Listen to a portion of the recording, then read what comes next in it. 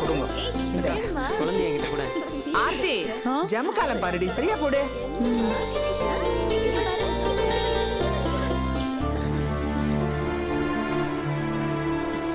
அம்மா கொஞ்சம் தள்ள.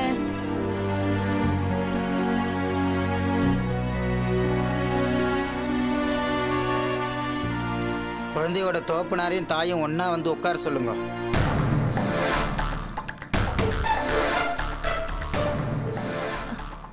சதீஷ் வந்துருவான் சந்திரா. வந்து உட்கார சொல்லுங்க.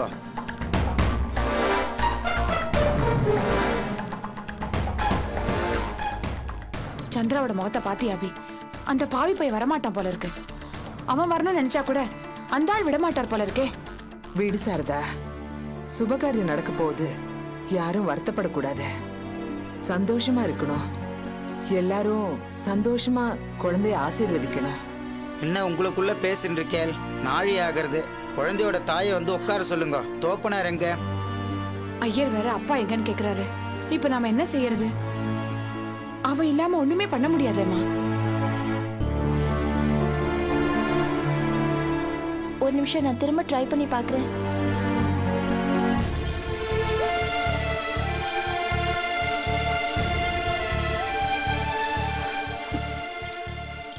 எடுக்க மாட்டேங்கிறான் போனு.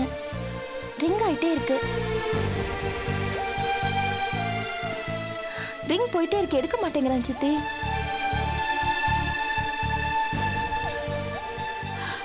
ஆனா எனக்கு நல்லா தெரியும் அபி, அப்பனும் மகனும் 2 பேரும் வரமாட்டாங்க.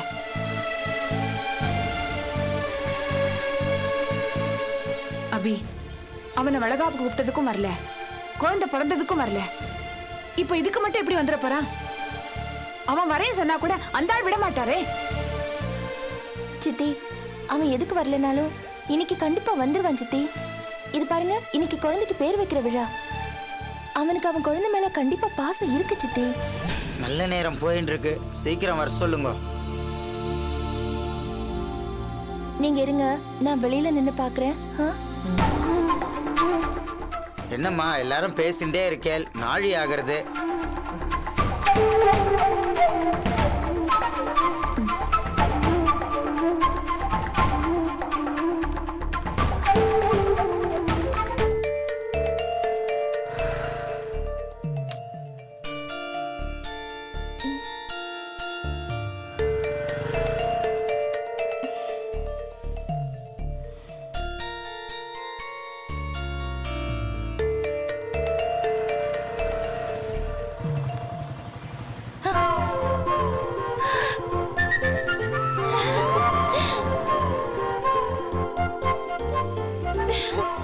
சதீஷ்,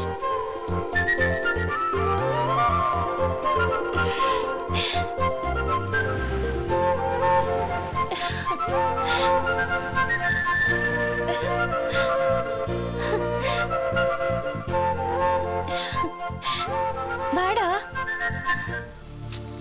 வா சதீஷ், எனக்கு தெரியும் நீ வருவேன்னு. பாரு, எல்லாரும் உனக்காக தான் காத்துட்டு இருக்காங்க. வா வாடா.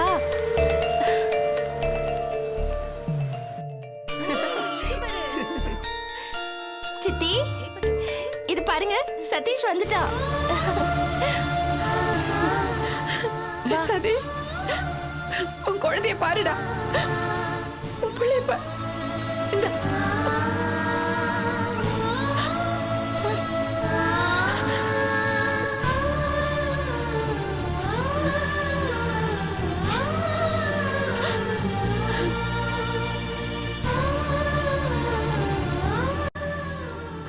சாரதா, நேரம் ஆயிட்டு இருக்கு. மனோ, சதீஷ்க்கு ஒரு வேட்டி எடுத்து கொடுற. சரிம்மா, கட்டிக்கிட்டு வா சதீஷ்.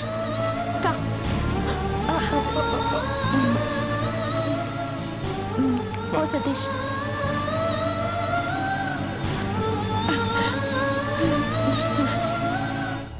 ஓம் வருணாசனாதரமாக வருணமூர்த்தஜே நமः. சகலாராதனை சர்ச்சிதம் सर्वस्याब्दे सर्वचतुर्थे सर्वमेव देनाप्नोति सर्वं जयति. वर्णासनाद्रमाः कर्पूरनीराञ्जनं समर्पयामि.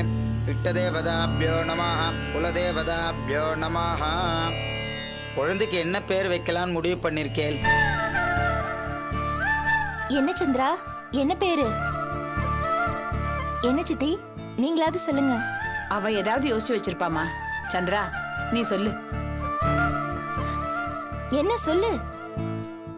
ராஜா திருவேங்கடம்.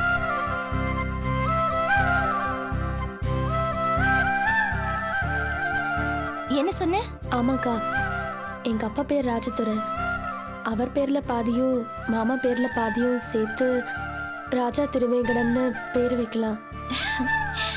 பாத்தீங்களா சித்தி, நாம இவ்வளவு என்னமோ நினைச்சோம். ஆனா இவ எவ்வளவு தெளிவா இருக்கா பாத்தீங்களா?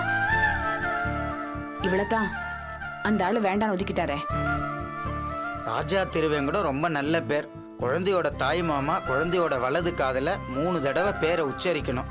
குழந்தையோட தாய் மாமாவை வர சொல்லுங்க. குழந்தைக்கு தாய் மாமன்னு சொல்லிக்கிறதுக்கு யாருமே இல்லை சுவாமி. ஏன் இல்ல? அதான் தொல்காப்பியன் இருக்கார்ல, அவர் வர முடியல. அதனால இந்த செயினை தாய் மாமன் சீரை கொடுத்துட்டு இருக்காரு.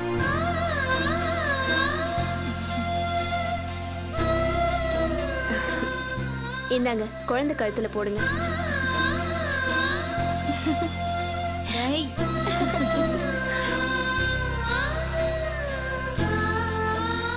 குழந்தைக்கு பேர் வைக்கிறதுக்கு முன்னாடி குழந்தைக்கு சீர்வரிசை பண்ணிட்டேன். ரொம்ப சந்தோஷம். தம்பி, நீங்க குழந்தையோட அம்மா கிட்ட கொடுங்க. அப்படியே அப்படியே வச்சுக்கோ. கால் பத்திரம். உங்க மோதிரத்தால குழந்தையோட பேரை எழுதுங்க. அந்த தட்டு கிட்ட எடுத்துக்கூட.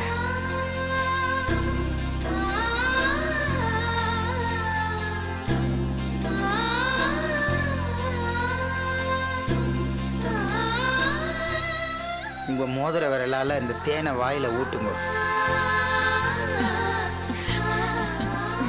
வலது காதுல 3 தடவை பேரை சொல்லுங்க.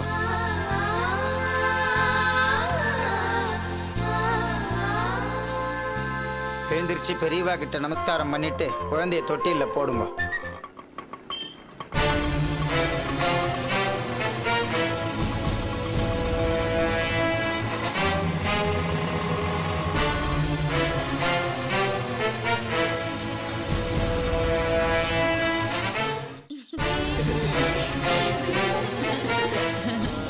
சதீஷ், குழந்தை தொட்டில போடுறா. சரி சரி சரி சரி சரி. நல்லா இருக்கு, ரொம்ப நல்லா இருக்கு. சித்தப்பா, வாங்க சித்தப்பா. உங்களை பார்த்தது எவ்வளவு சந்தோஷமா இருக்கு தெரியுமா? வாங்க. உங்களுக்கு தெரியுமா குழந்தைக்கு என்ன பேர் வச்சிருக்கோம்னு? உங்க பேர் தான், ராஜா திருவேங்கடம்னு வச்சிருக்கோம். ஆ, ரொம்ப வசதியா போச்சு. நாளைக்கு என்ன திட்டணும்னா அறிவு கிட்ட திருவேங்கடம்னு இந்த சனியனை திட்டலாம்ல. என்ன சித்தப்பா இப்படி பேசுறீங்க? யார கேட்டு இந்த கழுதைக்கு ஏன் பேரை வச்சீங்க? எல்லாம் நடிக்கிறீங்களா? அப்பா, வாய மூடுறா நாய. திடீர்னு புள்ள பாசம் பொத்துக்கிட்டு வந்துருச்சா உனக்கு? இத்தனை வருஷமா பாசத்தோட வளர்த்த என்ன மதிக்காம நேத்து பிறந்த இந்த கழுதைய கொஞ்சம் வந்துட்டியா? என்ன பேச்சு பேசுறீங்க? அவ பெத்த புள்ள, அது மேல அவன் பாசத்தை கொட்டாம வேற யார் கொட்டுவா? அவனே உங்களை மாதிரி காட்டுத்தனமா இருக்க சொல்றீங்களா? சித்தி பேசாதீங்க. ஏய், என்னடி சொன்ன? நான் காட்டுத்தனமானவனா? நல்லா வசதியா இருக்கும் போது என் கூட உட்கார்ந்து தின்னுட்டு என் கை கொஞ்சம் இறங்கின உடனே இங்க வந்து சேர்ந்துட்டா இல்ல? ஏய், நீ எல்லாம் ஒரு பொம்பளை அடி. ஆமா, நான் பொம்பளை தான். நீங்க நல்ல மனுஷனா இருந்திருந்தா நான் உங்க கூட இருந்திருப்பேன். ஆமாண்டி, இந்த நல்ல மனுஷன் கூட குடும்பம் நடத்தி தான் 2 புள்ளைய பெத்த. இந்த பேரன் சொல்லி கொஞ்சிட்டு இருக்கே, இதெல்லாம் நான் இல்லாம எப்படி வந்துச்சு? இப்போ உங்களுக்கு என்ன வேணும்? வந்தோமா, குழந்தை ஆசீர்வாதம் பண்ணாம போனோமான்னு எல்லாமே இப்ப என்ன தகராறு பண்ணிட்டு இருக்கீங்க? சித்தி, சண்டை எல்லாம் வேண்டாம் சித்தி, ப்ளீஸ் அமைதியா இருங்க. எல்லாரும் ஒண்ணு சேர்ந்துட்டீங்க இல்ல? இந்த பார், எனக்கு என் குடும்பம் வேணும்.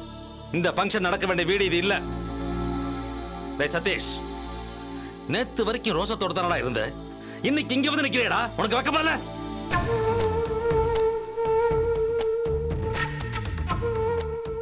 எல்லாருக்கும் கடைசியா ஒன்னு சொல்லிக்கிறேன். ஏய், உனக்கும் தான் மரியாதையா வீடு வந்து சேரணும். இல்ல குடும்பம் புள்ள குட்டி எதுவும் வேணான்னு இமயமலை பக்கம் போயிடுவேன்.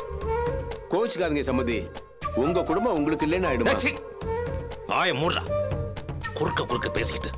உன்னெல்லாம் எவன்டா மெட்ராஸ் பஸ்ல ஏத்தி விட்டது? எங்க என்னங்க நீங்க கொஞ்சம் கூட மட்டும் மரியாதை இல்லாம பேசிட்டு இருக்கீங்க? நீ வாயை போடுறி. எல்லாம் கிளம்புங்க. வீட்டுக்கு வரல இல்லையா இப்ப? சித்தப்பா கொஞ்சம் அமைதியா இருங்க. நடந்தது நடந்து போச்சு. இந்த ஃபங்க்ஷன் இப்ப நல்லபடியா நடந்து முடியட்டும். சித்தி, சதீஷ், சந்திரா, சுமதி, குழந்தை எல்லாரும் உங்க கூட வருவாங்க. இந்த குழந்தை மேல நமக்கு என்ன கோவம் சித்தப்பா? பாவம், அது ஒரு பச்சை குழந்தை. அதுக்கு இப்பதான் பேர் சூட்டுறோம். அதுல எந்த பிரச்சனையும் சங்கடமும் வேண்டாம். அது நல்லா வளரணும் சித்தப்பா. ப்ளீஸ் இந்த ஃபங்க்ஷன் நல்லபடியா முடியட்டும் உங்க பெர்மிஷனோட.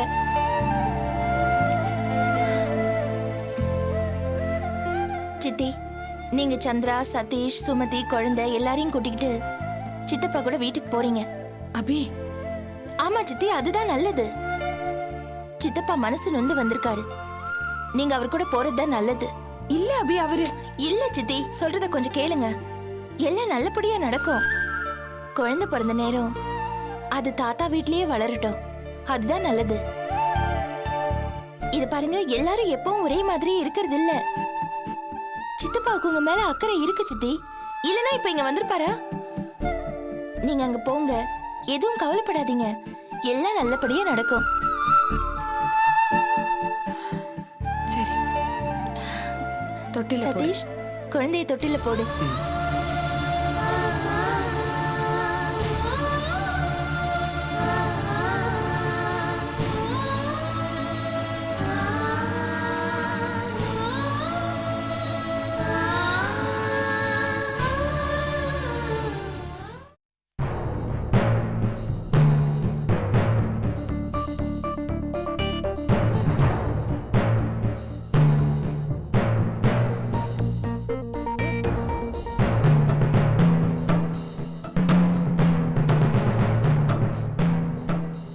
மிஸ்ஸஸ் அபிநயா, மிஸ்டர் பாஸ்கர், நீங்க 2 பேரும் பிரிஞ்சு வாழ தொடங்கி என்னையோட 1 வருஷம் முடிஞ்சிருச்சு. 1 வருஷங்கிறது மனித வாழ்க்கையில சிறுசா இருக்கலாம். ஆனா மனித மனம் 1 வருஷ காலத்துல எவ்வளவோ மாறுது, வளருது, சிந்திக்குது. இந்த அடிப்படையில பார்த்தா பல விஷயங்களை நாம பரிசீலிக்கிறதுக்கு, நம்ம தீர்மானங்களை, விருப்பு வெறுப்புகளை தள்ளி வச்சுட்டு நாம சிந்திச்சு ஒரு நல்ல முடிவெடுக்கிறதுக்கு இந்த 1 வருஷம் உங்களுக்கு ஒரு நல்ல வாய்ப்பா இருந்திருக்கலாம் இல்லையா? ஆமா யாரான. மற்ற நாடுகளில் வேறு மாதிரியான ஒழுங்குமுறை கலாச்சாரம் இருக்கலாம். ஆனா இந்தியாவில் திருமணத்தை ரொம்ப ரொம்ப மதிக்கிறோம். கல்யாண பந்தங்கிறது நம்ம சமூகத்துல கடைசி வரைக்கும் வர ஒண்ணா இருக்கு. அல்ப காரணங்களுக்காக அதை நம்ம இழந்துடக்கூடாது. முடிஞ்ச வரைக்கும் அதை தவிர்க்கிறதுக்கு முயற்சி பண்ணணும். இந்த நீதிமன்றத்தோட நோக்கமும் அதுதான். உங்களுக்கு தெரியுமா? தெரியும் யாரான. மிஸ்டர் பாஸ்கர், நானும் இதெல்லாம் கேள்விப்பட்டிருக்கேன் யுவர் ஆனர். That's good. பிரிச்சு வைக்கிறது மட்டும் இந்த கோர்ட்டினுடைய உத்தேசம் இல்லை. முடிஞ்ச மட்டும் சேர்த்து வைக்கணுங்கிறது அந்த கோர்ட்டுடைய நோக்கம். எனவே மிஸ்டர் பாஸ்கர், உங்க முடிவில் ஏதேனும் மாற்றம் ஏற்பட்டிருக்கா? ஏன்னா டைவர்ஸ் கேட்டது நீங்க தான். இப்போ உங்க மனநிலை எப்படி இருக்கு? என் முடிவில் எந்த மாற்றமும் இல்லை. கையெழுத்து போட்டுட்டு இந்த பந்தத்திலேருந்து ஒரேடியா விலகிடலான் இருக்கேன். எங்க கையெழுத்து போடணும்னு சொல்லுங்க யுவர் ஆனர். அப்போ தீர்மானமா இருக்கீங்க? 100% தீர்மானமா இருக்கேன். உங்க அபிப்பிராயம் என்ன மிஸ்ஸஸ் அபி? 100% தீர்மானமா இருக்கிற ஒருத்தரோட சேர்ந்து வாழ விரும்புறதா நான் சொன்னா அது பொய்யா இருக்கும் யாரான. என் மனசாட்சிப்படி நான் சொன்னா, இவரை 1 வருஷமா பிரிஞ்சு இருந்த இந்த காலகட்டத்தில் இந்த பிரிவுக்காக நான் கொஞ்சம் கூட வருத்தப்பட்டதே இல்லை. அப்படி ஒரு சந்தர்ப்பம் அவர் எனக்கு கொடுத்ததே இல்லை. நாங்கள் பிரிஞ்சதுக்கான காரணங்கள் அப்படியே தான் இருக்கு. அதில் எந்த மாற்றமும் இல்லை. அவர்கிட்ட எந்த மாற்றமும் இல்லாதப்போ என்கிட்ட எப்படி மாற்றங்கள் வரும் யாரானா? மாற்றம்னு ஒன்று வரதா இருந்தா அது மனசுல இருந்து தான் வரணும். உதட்டுல இருந்து வந்தா அதுக்கு எந்த பிரயோஜனமும் இல்லை.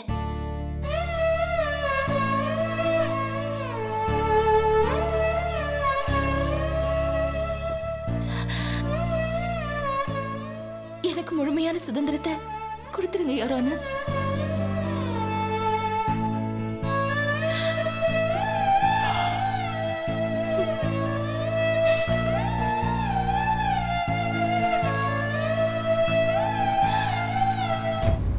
இன்றைய தேதியிலிருந்து நீங்கள் 2 பேரும் சட்டப்பூர்வமாக மனவிலக்கு பெறுகிறீர்கள். அவரவர் முடிவை அவரவர் தீர்மானிக்கலாம். ஒருவர் மீது மற்றவர் எவ்வித உரிமையும் நிர்பந்தமும் செலுத்த முடியாது. உங்களது மனவிலக்கு கோர்ட்டால் ஏற்கப்பட்டு அங்கீகரிக்கப்படுகிறது. இன்று முதல் நீங்கள் கணவன் மனைவி அல்ல.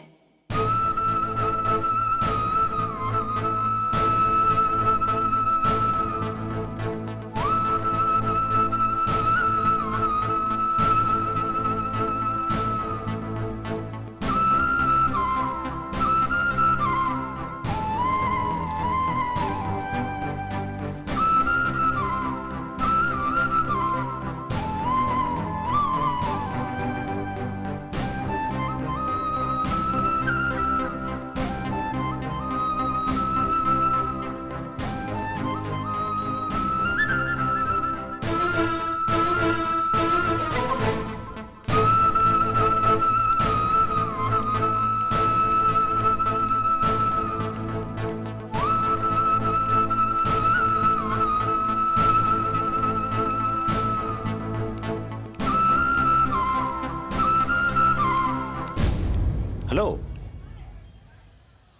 Hello miss Abhinaya. ஜஸ்ட் ஒரு இன்ஃபர்மேஷன்.